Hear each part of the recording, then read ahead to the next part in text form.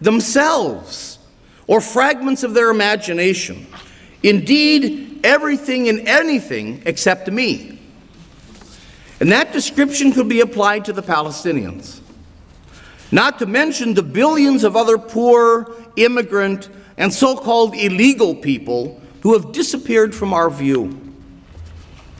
Now, Kant's approach to this problem would probably be the same as us progressives follow, appealing to the rationalism, the reason, the consciousness, which he highlighted as a part of the human character.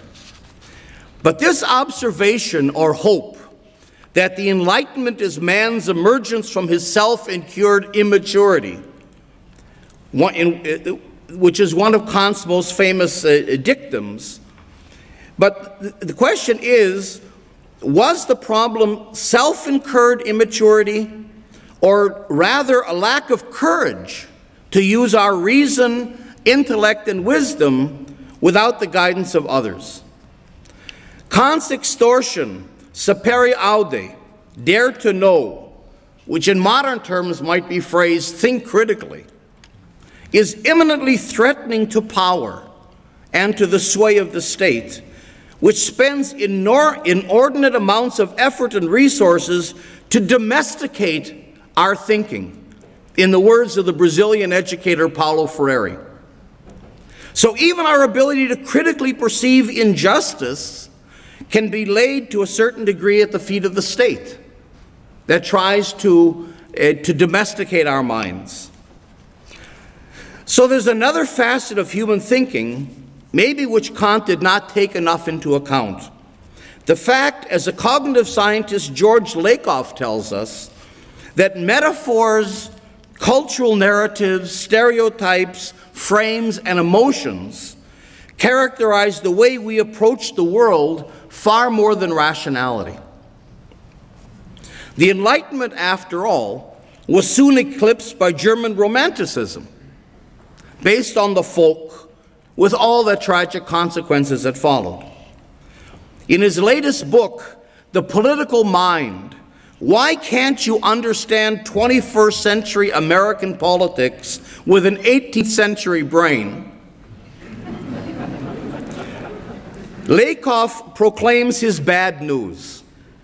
The Enlightenment thinkers, upon whom all progressives base their faith in rationality, education, and the ability to garner support for political policies of inclusion, are simply wrong.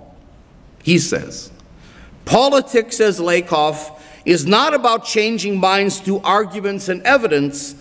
It's about configuring and reconfiguring neural pathways through repetitive, comforting, emotionally attractive, morally appealing narratives, metaphors, mottos, and mantras. If critical thinking means people being in control of their thought processes, then Lakoff would argue that emotionalism, especially if it's curried and directed by the state authorities, has the ability to obfuscate and ultimately defeat reason.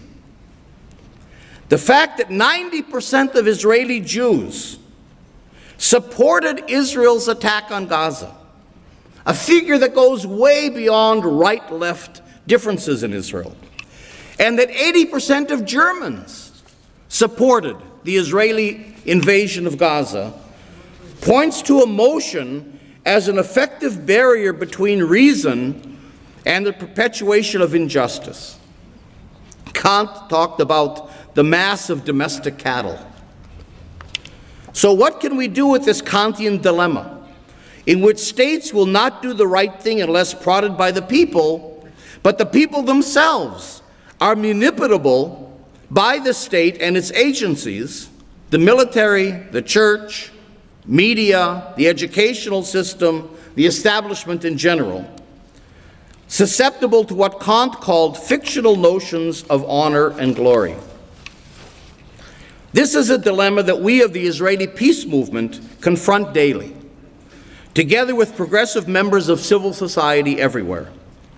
While there's no answer, I'd like to suggest an approach. Just take a couple more minutes to suggest an approach to how can we mobilize civil society in a progressive direction which might be of help to all of us, and it makes up a part of our organization's strategic approach to peacemaking in Israel and Palestine, and which integrates Kant and Lakoff. There's two responses. One is to approach peace in a reasoned way while reframing the conflict in ways that open possibilities for a just peace. Obviously, we can't eject reason from our work. I wouldn't become an extreme Lakoff advocate. Reason has to infuse everything we do. Our commitment to justice, peace, and human rights is not merely sentimental, based on a desire to have a better world. It emerges out of empirical evidence that promoting cultural pluralism, together with inclusion, and fostering economic prosperity, together with human security, does create conditions in which human life thrives. Our analysis of the problems, issues and problems, as well as the approaches and solutions we suggest, arise rationally from the reality we are addressing and the goals that we wish to reach. In this, Kant's program of perpetual peace makes a significant contribution. Kant understood, I believe, the powers of nationalism, militarism, religion, and other emotionally based forces of social recruitment to manipulate people, robbing them of their rationality and thus disempowering them by removing from them the ability to analyze their situation and change it, while also dividing them and mobilizing them for nefarious political enterprises. The Republican element of Kant's plan was very important.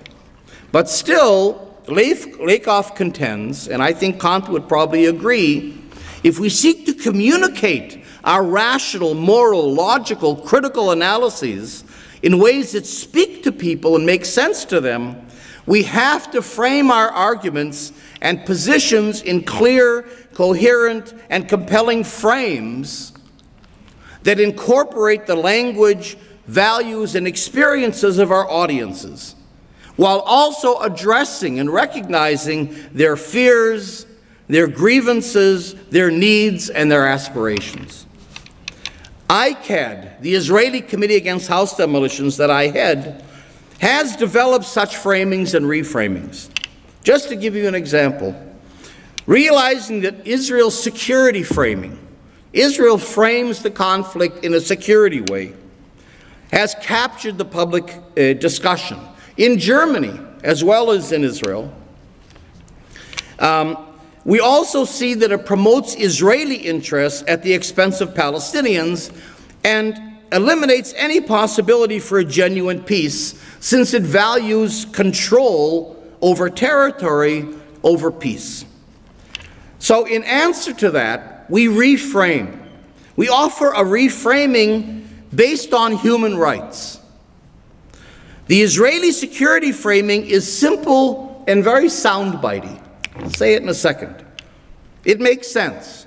Israel's a small Western democracy, merely defending itself, as all civilized peoples of the West must do, against fanatical Muslims who seek solely to destroy us. Occupation or the existence of the Palestinian people with rights to self-determination of their own is completely left out of this framing.